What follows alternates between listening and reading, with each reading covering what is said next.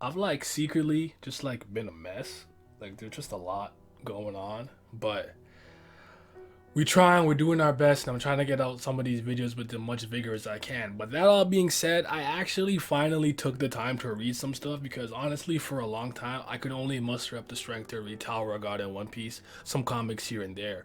But with this past week, on top of getting my financial literacy up by reading some nonfiction, I've been reading my webtoons, my comics, my manga. And I'm pretty much caught up on everything that I truly care about.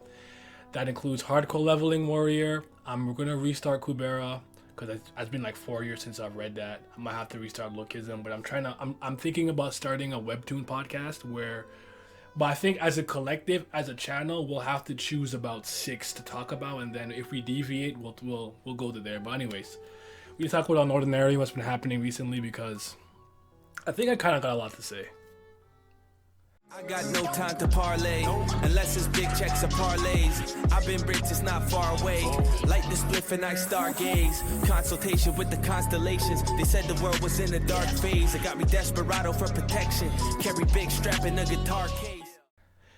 And the first thing I'm going to say about these like recent string of unOrdinary chapters, so I'm kind of going to start off with like, I don't remember what we last spoke about on the channel. I believe it was the conversation John and Sarah were having with that initial confrontation when she knew she was a Joker. So pretty much everything after that. But I gotta say this, and I'm interested in knowing how some of you guys feel, because I know some of y'all just John Goat, John Stan, yada yada yada, you know. But I think he's currently the least interesting thing about unOrdinary. Now hear me out. Hear me out. I actually don't think how John is being handled is necessarily bad, because I think characters that struggle with this level of duality, it takes a lot for them to truly change. It's not like I kind of never liked how anime and certain types of narratives like to do the one speech, one flashback, and after the character will kind of snap out whatever funk they're in and go back to who they're supposed to be or who they want to be. I like that he struggles with this. But the gimmick of something happening to John angrily lashes out over violently. It's just the shtick is getting old. It's just like uru-chan, like boo, get new material type beat. Like I'm tired of it. I don't think it's currently enjoyable to continue to see. Now, does Zeke deserve what he got? Absolutely. Deserve that ass whooping. By the way, not talking about any fast pass stuff here, so whatever the last current number is online Webtoon, that's what I'm talking about, which I think is like 189 or something. I'm sorry if I'm off by a little bit, but yeah. So anyways, John, I actually thought John's backstory, there's nothing wrong with it, but like, was there any part of the backstory where you were like, holy shit, what the, like there's nothing great about it. It's so, to me it was so standard. It was just so standard. Like, I don't know, I wasn't blown away by it. I'm not upset at it, but like, I just, at this moment, I'm really tired of the John thing. I'm ready to move on, because I'm so hype about this Ember stuff, because for me, the real stakes come with Ember. I feel like because Ember killed Ray and people of that ilk, so it's like, this is the real deal group.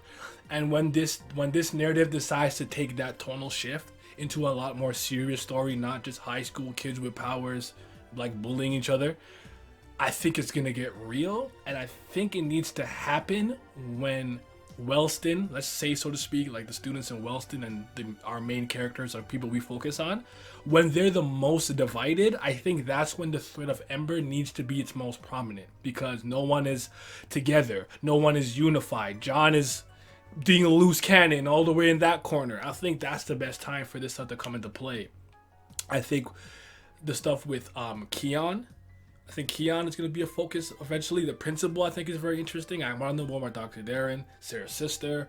I think Arlo, honestly, I think Arlo has had the best character arc thus far in the series. Like, he's come a long way. Aslo, yada yada. Obviously, what he did was his own fault. He deserved to get beat up and then kind of put under John's thumb. But the energy that he's been presenting lately, the growth that he has been showing, is just chef's kiss. I love it. Every time he's on panel, I'm just like, that's my guy. Like, he's he's just learning and bettering himself. And with this chapter, he's kind of got something to be like, you know what, this John shit, fuck it. But I need to know more about Ember and what happened to Ray, and they can focus on that. And I think with those guys putting their head together, they can really get something done, especially since Arlo was there when the dampener was happening, and they tried to kidnap whoever it was. I can't even remember exactly what happened. But yeah, I need some of that stuff to just happen. And now I'm gonna talk about some of the conversations that I've been having about John in terms of, and you guys can answer this in the comment section too. What do you think will be the thing that can get through to him? Because at this point, to me, I think the last thing that we can try is his father. We don't know if William can do it. Maybe he talks to him about the book unOrdinary too. I'm not entirely sure, but William can possibly get into his head. But hear me out with this. This is a little bit of one of my cracked brain theories, but I think if Sarah can beat him while she has no powers, I'm not necessarily saying that snaps him out of his funk, but it sends him to a level of like, I can't believe I just lost to, like, first of all, Seraphina, in the sense that their relationship, how close they are, and also the fact that she's a cripple, and we know how he truly does see cripples. We get that. We know how he truly does see them.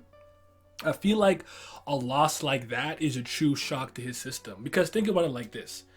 John has lost plenty of fights before. A lot of times he's not fighting at his fullest, he's not using his ability, or he's letting it happen.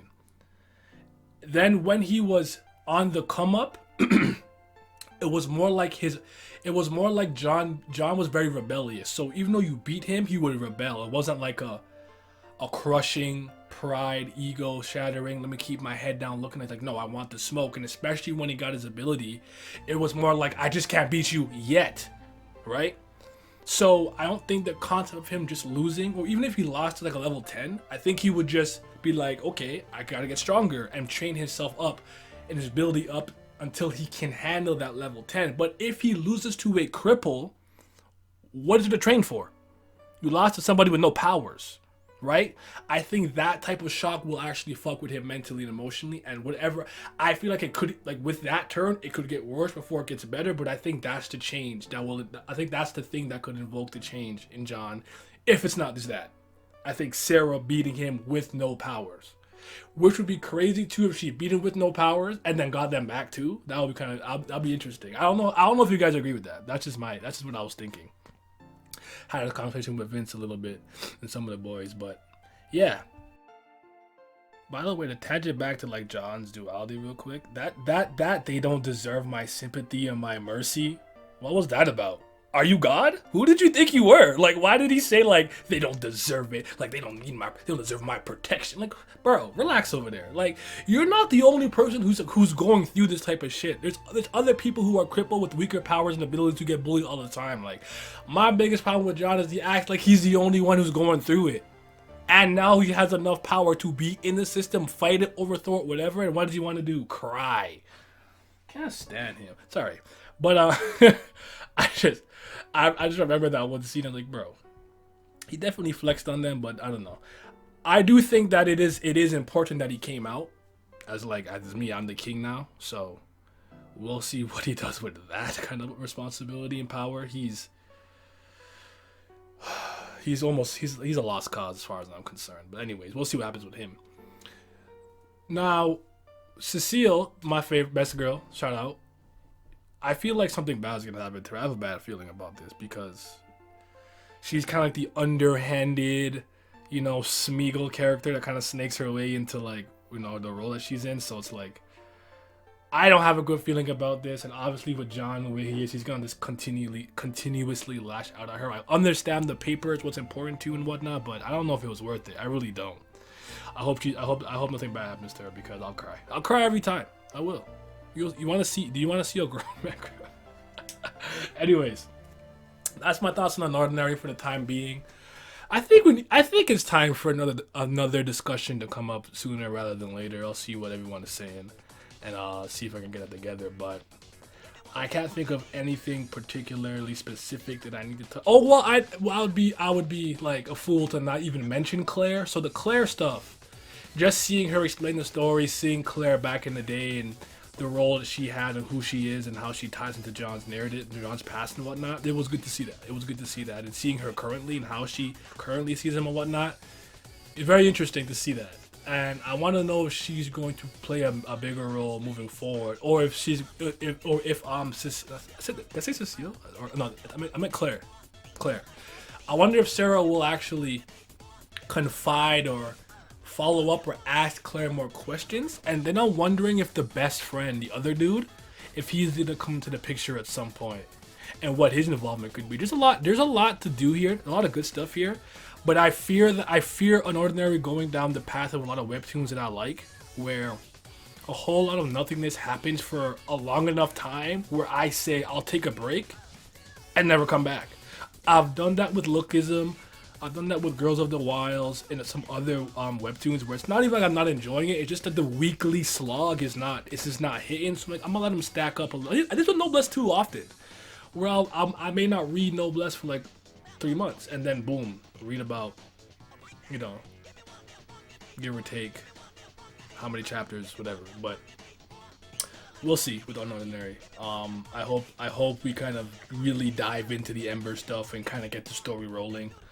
I'm a little bit over the school time stuff and John, whatever, but I think it's still, but I do think it's more interesting if the Ember stuff does come into play while John is like this. I feel like if they fix it and John's good and everyone's like lovey-dovey, kumbaya, and then it's like the threat of Ember, it just don't hit the same. You know what I mean?